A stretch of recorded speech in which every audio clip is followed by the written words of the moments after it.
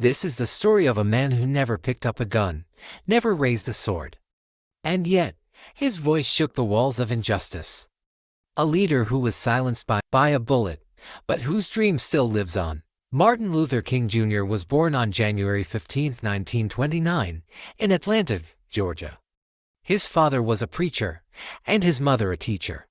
From a young age, Martin experienced the pain of racism, but instead of hate, he entered college at just 15 and later earned a Ph.D.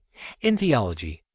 During his studies, he discovered the teachings of Mahatma Gandhi and learned that a battle can be won without violence. In 1955, a woman named Rosa Parks refused to give up her seat on a segregated bus.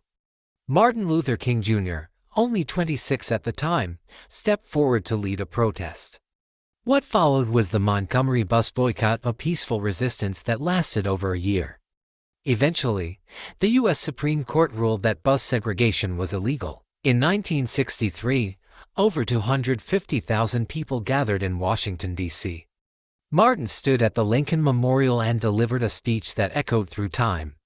"I have a dream that one day my children will not be judged by the color of their skin, but by the content of their character." In 1964, Martin won the Nobel Peace Prize at just 35 years old.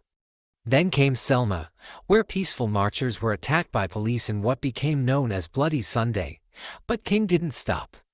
In 1965, the Voting Rights Act was signed, giving millions of African Americans the right to vote freely. April 4, 1968, Martin stood on the balcony of the Loren Motel in Memphis, Tennessee. A gunshot rang out, and America's most powerful voice fell silent. Today, Martin Luther King Jr. Day is celebrated every January in the United States. His dream, his message, still echoes around the world. Because hate cannot drive out hate, only love can do that.